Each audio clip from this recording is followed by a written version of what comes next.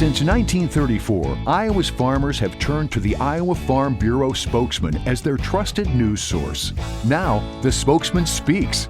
Listen in and hear from leading experts on topics important to farmers and agriculture. Now, here's your host. Welcome to our October 9th edition of the Spokesman Speaks podcast. I'm Andrew Wheeler, and today's episode explores a new tool that allows you to easily search for the best cash bids for grain in your area, as well as an update on where things currently stand with the Farm Bill. Let's start with spokesman reporter Corey Munson and Farmer Education Program Manager Zach Brummer as they review how Iowa Farm Bureau's new cash bid search tool allows Farm Bureau members to find the best cash bids near them and review historical basis levels at roughly 200 grain facilities statewide.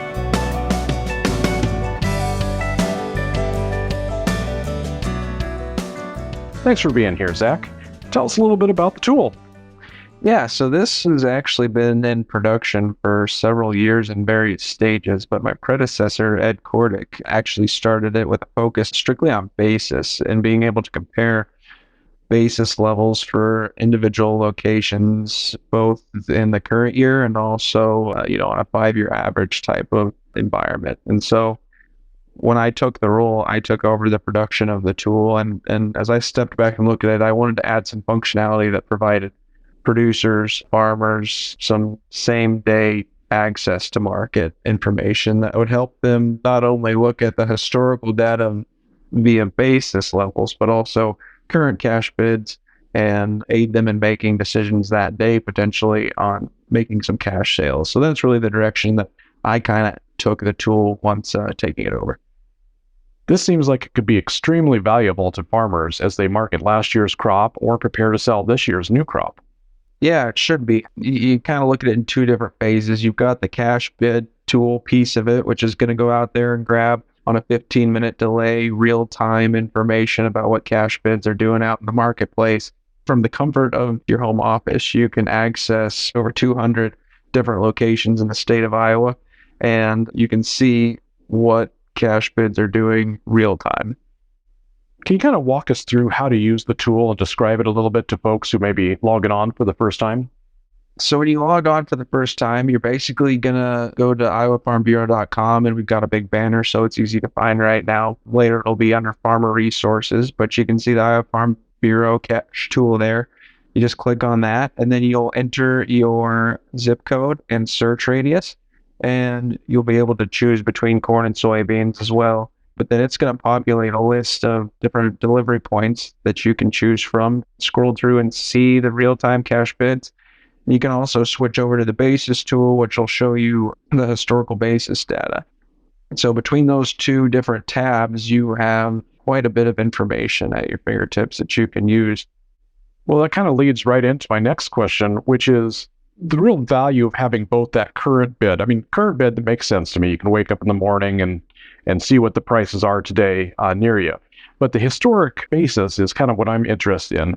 So can you elaborate a little bit on what the real value is to the farmer of that data?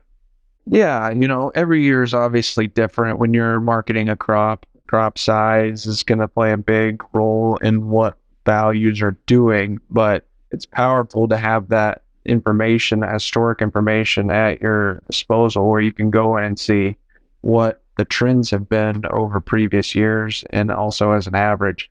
And, a lot of times producers are sitting there, they're making big decisions when they sell their crop. I mean, that's where the majority of their income is going to come from for the year for many of them.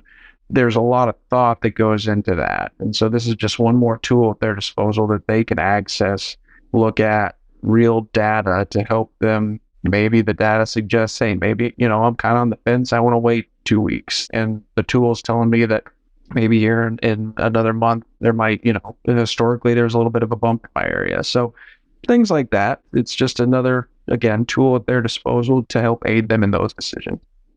And as I understand it, this is only available to Iowa Farm Bureau members. Is that correct? That is correct. It is exclusive to Iowa Farm Bureau members. And so you're going to log on, you're going to need your credentials to view the tool. And if there's anybody out there that doesn't have their credentials or doesn't remember them, my information is right there available. Feel free to give me a call or shoot me an email, and we will get that to you just to make sure that you have access to the tool as a Farm Bureau member. We mentioned a couple times that this pulls from approximately 200 grain buying facilities. How did we get that data? How do we scrape that in? So we have a data provider that we are working with that goes out there and collects that data on our behalf and provides that to us to then upload to our site and thus create a functioning tool. Interesting. Do you think you could talk us through a real-world example of how a farmer might use this tool in his or her operation? Sure, hypothetical here, but let's say that farmer A wakes up one morning in February after harvest is all complete. It's cold outside, and he's sitting there that morning having some coffee, thinking about what he's going to do for the day, and decides that maybe it's a pretty good day to start the tractor trailer and haul a couple spot loads out of the bin into town. And so he's now has the ability to hop onto his computer, go to the tool, and he can type in his information, as discussed earlier, zip code and his search radius. And maybe typically he hauls to company A down the road, and that's just his preferred grain buyer. But he notices via the tool that if he took his grain, 10 miles the opposite direction to company B, where he really doesn't usually do business with, apparently they have some situation going on where they're short corn or have some unexpected demand where they're paying a 10 or 15 cent premium to his typical delivery point. Via the tool, he or she's going to be able to see quickly, all right, this is the market for my spot grain today. I should give them a call and see what's going on. Well, and that can pay real world dividends because you're talking 10 cents a bushel, and it starts adding up pretty quick when you're delivering a truckload or two. Yeah, that's correct. As producers are out there making these decisions, again, nobody wants to sit there and make 10 phone calls to figure out where the best price for their grain is. Nobody wants to spend 15 or 20 minutes hopping from website to website to website of competitors to see where the best bid is. And so this tool just automatically puts that information at your fingertips, and you can call and negotiate a sale from there. So more generally, can you kind of describe how this fits into your mission of educating and empowering farmers? Yeah, pretty simple. I think I'll just tie it back to something I said earlier, which is pulling the trigger on grain sales is one of, if not the biggest decisions that many of our Iowa producers make on an annual basis in terms of their annual revenue. And so as part of my job, to educate and provide resources to producers, I think this fits in quite well as it's a tool that directly impacts the main contribution to their bottom line. And I'm proud to have gotten it out this year prior to harvest and hope that folks take advantage of it. And before we go, as Farmer Education Program Manager, do we have any webinars coming up that might be of interest to folks? Yeah, I'm constantly kind of working on that lineup. On October 18th at 1 p.m., we're going to have the Fall 2023 U.S. Pork Industry Update and Outlook with the National Pork Producers Council. And we're going to talk about Prop 12 developments, as well as just what the market's doing, a little bit of market expectations as we move forward. And so I think that'll be a pretty important one. Again, we will have a recording of that available after the webinar too for folks who maybe miss it because they're in the field, they're tied up. But I think that'll have some really good information. And then after that, coming up in November, we're still working a little bit on the date, but tentatively planned for November 9th at 1 p.m. We're going to have our 2023 Iowa income tax webinar. And I know that historically, that's been a very well-attended webinar that folks appreciate and get a lot of information to take back with them before the closeout of the year. Those are the two that we've got on the dock, and keep checking iowafarmbureau.com for additional webinars that will be planned in the coming weeks and months. Thanks, Zach. Today's farmers certainly have limited time and critical decisions to make. If you're currently an Iowa Farm Bureau member, you can start using our new cash bid search tool immediately, saving time while discovering the best local prices for your grain. If you're not a Farm Bureau member yet, this exclusive tool is just one of many great reasons to sign up today. We'll make that easy for you. In the notes for this podcast episode, we've linked to Iowa Farm Bureau's new cash bid search tool, the 2 upcoming educational webinars that Zach Brummer referred to during his interview, and a list of the many other benefits of becoming an Iowa Farm Bureau member, including discounts on Ford trucks, John Deere, travel, and much more. Next, let's travel to Calhoun County for a status update on the upcoming Farm Bill with Iowa Farm Bureau President Brent Johnson. President Johnson was out in the field combining when Spokesman editor Tom Block caught up with him late last month.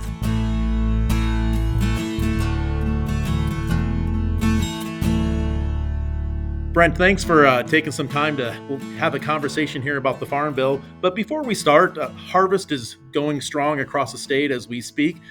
Give us an update of how things are going on your farm. Things here in Calhoun County, we've been going, but it's been slow. The weather's been a little bit hit and miss. The crops are just getting to that point where they're being ready. So we bounced back and forth between corn and soybeans a little bit. But I think, this weather's changing currently as we're talking here. And I think today's probably going to be the first real strong day, and we'll probably be going full speed here for several days to come.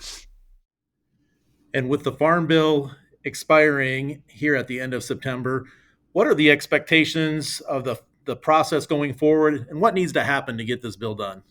Well, there's a lot going on in Washington right now. There's been a lot of work that's been done over the summertime, specifically while Congress was in recess here in August. A lot of the committees were continuing to work and putting together the priorities that were needed for this current impending Farm Bill. And so we've spent a lot of time in Washington, D.C. on the phone, working with representatives, with leadership on several different levels, and making sure that the priorities for farmers remain in the Farm Bill, that they've got a good foundation, that they're pointed in the right direction. But as far as completion and starting that conversation and getting floor time in both chambers, we're still a little bit off in those conversations, but work does continue in preparation and making sure that all the language is accurate. So there's a lot of behind the work scenes going on right now. Yeah, this is certainly something Farm Bureau has been engaged with really since the beginning of the year. What concerns do you have about these delays in the Farm Bill and the effect that that'll have on farmers? Yeah, so the Farm Bill is actually set to expire as we're recording this podcast. That's somewhat of a concern. It's not necessarily a major concern for production agriculture for farmers. A lot of the tools that farmers rely on have been funded for a little while yet, but the Farm Bill, without an extension, some of the areas in the margins will be affected. Things like research, export, sales, reporting, some of those kinds of things. We're likely to see some gaps in service until they can figure out a way to extend this Farm Bill. And I do expect that to happen. I don't know when it's going to happen. And hopefully we don't need that extension for very long, but we will be needing it. They're just not close enough to get the next Farm Bill written at this point. Yeah, with that said, you mentioned it is an important issue for farmers and for consumers alike, but why is it important, especially for farmers, for Congress to get this new Farm Bill done as soon as possible? There's a lot of politics, so we're going to be entering the presidential race, and so there's going to be so many distractions, and there's always been a sense of unity or pride around the Farm Bill. It's typically the largest bipartisan piece of legislation that both sides of the aisle can come together and get some work done and see eye to eye on so many issues that it relates to the food and farm aspects. But as we start going on, we'll be getting into some bigger delays when we start getting into presidential elections and moving into next year's agriculture cycle. It's important for farmers to have those known quantities in their Farm Bill. It's largely a risk protection tool for many producers across the country. And so to know where we're at as we start planning for the 2024 crop, it's going to become important to understand where we're at as far as our planning needs and the things that we need to put into place for production agriculture. As you mentioned at the top, this is something that Farm Bureau, through our policy development process, has been working on for some time. Could you cover what are Farm Bureau's top priorities for the Farm Bill? But the very top priority that really doesn't get talked about too much is just to make sure that this is a unified farm bill. What that is, in the very short phrase, is to make sure that the food aspects along with the farm risk management aspects are held together in the farm bill. I mean, this is truly a food and farm bill. So wherever those things meet, we need to make sure that that all stays together. And then two, when it comes more directly to producers, risk management is absolutely the highest priority. Crop insurance and some of those tools that we all need. The cost of production in agriculture right now is extremely high. I mean, I'm sitting in the combine as we speak and harvesting the most expensive crop that's ever gone in. And really that translates to the most risk that farmers have ever faced. And so to understand where our risk management tools are, where our foundation is at and our floor is at, is an important part of the Farm Bill. And then beyond that, the commodity programs, there are certain parts of the country and certain crops that rely heavily on that to be able to continue the food and fiber security that the nation needs. Yeah, and you mentioned the most expensive crop that's ever gone in, and also a crop, especially in Iowa, as we look at the growing conditions this year, varying degrees of drought that our members have experienced, really does underscore the importance of having crop insurance and having that safety net. At the start of the podcast, I said we're just kind of getting started, trying to figure out how things are going here. And in a span of about 5 miles, that's about as far as I've been able to get with the combine so far, bounced around to different fields. In corn, I've experienced about a 70 bushel difference, basically, getting into a region that just didn't catch the rains that we did in other parts. So that translates significantly to the bottom line and just really underscores the need for crop insurance and those risk management tools that are in the Farm Bill. 70 bushels, you put that onto the price of corn right now, and it really makes a huge difference when it comes to the profitability, not only how much profit, but if there is even any profit, and the Farm Bill is certainly a part of that. It doesn't make farmers whole. It's not supposed to make farmers whole, but it does help keep the bottom from falling out, and that's unfortunately going to be a needed tool here this fall as I talk with producers across the state, across other states. There's just a lot of variability out there, and there's really no way to predict it. It's a lot of weather situations, a lot of geography, and a lot of cash flow. One of the stumbling blocks for the Farm Bill, not only this Farm Bill, but in the past, has been finding the money to get it done. What are some of the cost issues that are impacting these negotiations?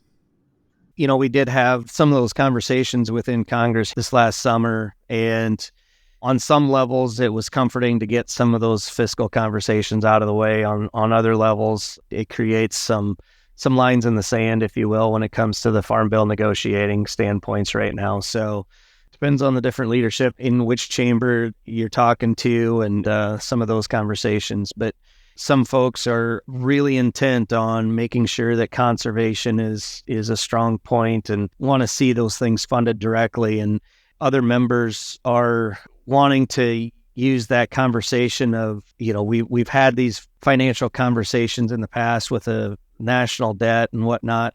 And so they're wanting to squeeze some of this Farm Bill. So there's a lot of negotiating going on. There's a lot of horse trading going on as far as priorities and who's getting funded and to what levels. And as it looks today, we've still got most of our priorities in line. The major priorities, I think we're in really good shape. The priorities that maybe don't rise to the critical level but are still needed, we're working really hard to make sure that those are funded properly. And it's an ongoing situation. It's something that it's going to change several times between now and when we actually get that Farm Bill written. So that ability to hold this together as much as possible, there's a lot of work going on to hold as many pieces of this together as we can. And so to get this Farm Bill to the finish line will allow the country to move on to other issues. You talked about the horse trading that always goes on. People have things that they'd like to see in the Farm Bill just because it's a must-pass legislation. There's been some talk about adding language to the Farm Bill that would prevent states like California from regulating production practices used by farmers and ranchers nationwide. How would that language help farmers in Iowa and other states, whether it's in the Farm Bill or addressed through some other mechanization? That's been an ongoing conversation here for the last several months since the Supreme Court came out with their ruling on the Proposition 12 out of California. And it's a bigger issue than just pork or chickens when it comes to the distribution within the state of California. It really opens up some really bad scenarios for interstate commerce across the entire country for basically any type of product. So to find that solution, there's actually a growing sentiment that we do want a fix for that in this farm bill. If there's enough support to try to address interstate commerce within the farm bill and the fix for the Proposition 12 situation, I think we're going to find some opportunities to move forward there. That is one of those issues that is a high priority. It's an extremely high priority for Iowa Farm Bureau, for American Farm Bureau.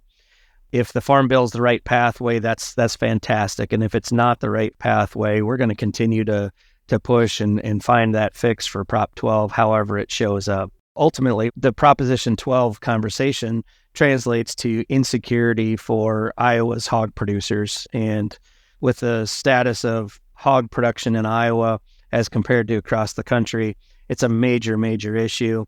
And, how that ripples through rural Iowa, and basically everybody in Iowa is going to be affected by regulation like that. So to find a fix for Proposition 12 is of the utmost importance. And one way or another, we'll find it. Hopefully it's the Farm Bill. If not, we'll continue to push in that scenario. And as a general farm organization, Farm Bureau, as you mentioned, has been a resource for lawmakers. We know, we've talked about in the past how there's so many new lawmakers who've not been through this. So just going forward, describe a little bit those conversations that Farm Bureau has had and will continue to have with lawmakers who need the information just to represent our farmers in the best way possible. Yeah, no, that's a great question. And as it relates to the Farm Bill specifically, those conversations have started a long, long time ago.